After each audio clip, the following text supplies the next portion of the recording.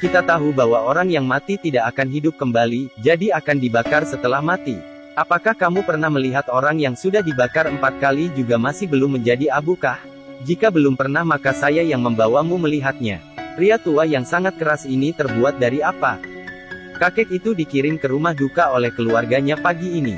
Meskipun putrinya yang bernama Jenny memiliki pekerjaan, tidak punya waktu mengurus pemakaman ayahnya. Untung saja putranya John mengurusnya dengan baik. Tidak lama kemudian memasukkan ayahnya ke dalam pembakaran. Kemudian mereka semua beristirahat menunggu proses menjadi abu. Saat mereka sedang mempersiapkan, tiba-tiba petugas dengan pucat berteriak. Gimana nih, ayah kalian tidak dapat dibakar. Di saat itu semua keluarganya langsung terkejut. Mana ada yang pernah ketemu kejadian begini. Jadi mereka langsung pergi ke tempat pembakaran. Ingin melihat ada apa dengan ayah mereka. Ketika mereka tiba melihat bahwa peti dan baju sudah terbakar. Tetapi ayah mereka masih tetap utuh. Di saat ini Jenny langsung berpikir, apakah karena apinya kecil, akan saya bayar lebih. Kalian ulangi lagi. Jangan mencari masalah lagi. Kemudian mereka memasukkan sang ayah ke dalam pembakaran lagi. Tetapi tak terduga, setengah jam kemudian petugas masuk lagi. Belum saja berbicara, keluarga mereka sudah tahu karena melihat mimiknya. Kali ini juga sama. Untung saja petugas banyak pengalaman jadi bertanya pada keluarga. Apakah ayah kalian masih ada harapan yang belum tercapai? Setelah mendengar hal ini mereka langsung duduk dan memikirkannya. Sang ayah selalu meminta utangnya. Jadi tidak mungkin karena uang. Jika bukan karena uang apakah karena wanita? Pasti ada kekasih di luar. Belum ketemu dia sebelum meninggal. Setelah mendengar ini Jenny langsung teringat. Dia pernah melihat ayah sendirian di kamar. Mengambil sesuatu. Melihat sambil berkata wanita yang sangat baik.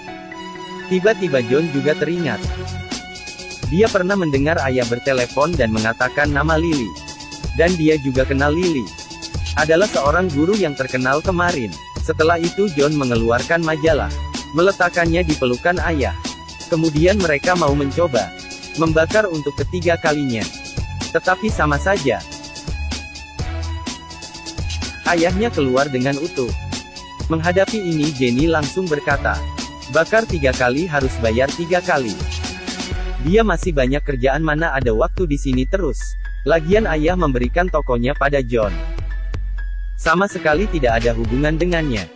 Setelah itu Jenny langsung pergi. Di saat ini nenek juga teringat.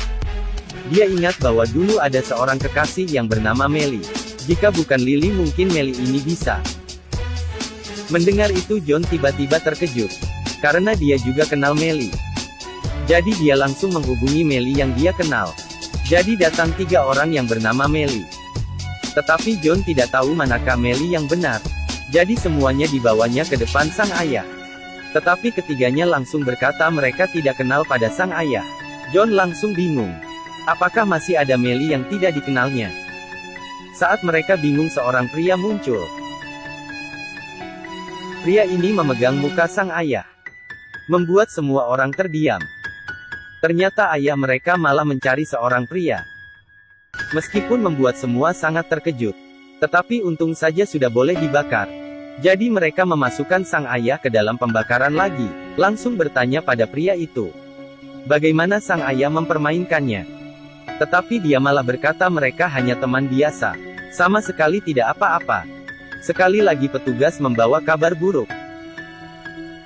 Kenapa tidak bisa terbakar? Setelah itu Jenny menelepon menanyakan kabar. Tetapi John langsung memarahinya. Berkata kamu jarang mengurus rumah dahulu. Tetapi sekarang saat ayah meninggal juga tidak panik. Kamu sangat durhaka. Dan Jenny pun marah mendengar ini. Dia berkata sama sekali tidak mendapat warisan dari ayah. Kenapa harus teringat masih ada putrinya? Kemudian mereka tidak mau kalah dan menutup telepon. Dan nenek berkata jangan menyalahkan Jenny tidak mengurus rumah tangga. Sebenarnya dia adalah anak angkat. Tetapi tidak mendapat warisan bukan karena tidak ada hubungan darah. Saat itu Jenny berusaha mengikuti ujian sekolah kedokteran. Tetapi di saat itu ibunya meninggal. Jadi dia ingin melepaskan impian dan pulang ke rumah.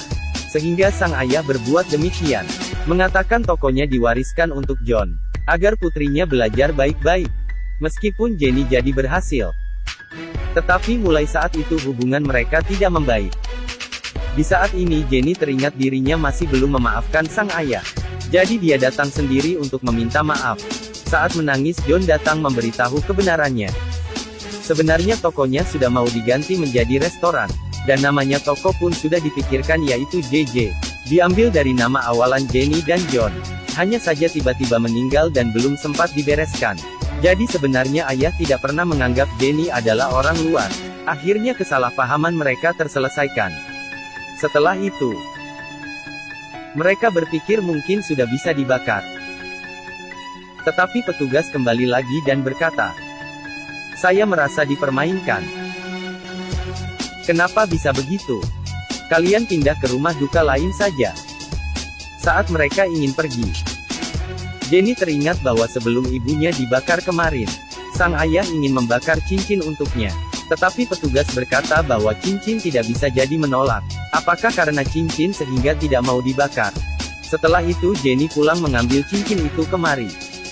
Dan memohon petugas untuk meletakkan cincin itu ke dalam. Dan petugas pun sudah malas. "Akan ku coba lagi." Kemudian mereka kembali lagi beristirahat. Ternyata foto yang dipegang ayah waktu itu adalah foto ibu. Sebenarnya Lily bukan wanita di luar. Sebenarnya adalah nama bunga yang paling disukai istrinya. Dan artis itu juga hanya karena mirip dengan istrinya. Di saat ini semua pertanyaan sudah terungkap. Sang ayah juga bersedia pergi. Akhirnya petugas melihat tubuh sang ayah yang sudah berhasil dibakar. Bahkan cincin yang tidak dapat dibakar juga menghilang. Film berakhir di sini. Setelah selesai menonton langsung mengerti. Jangan asal ngomong di rumah. Bukan hanya masuk pembakaran berkali-kali. Malah semua masa lalunya terungkap. Jika sang ayah tahu setelah meninggal akan begini, saya saja tidak berani memikirkan betapa malunya. Ikuti saya. Dan selamat berkomentar. Kita ketemu di episode berikutnya.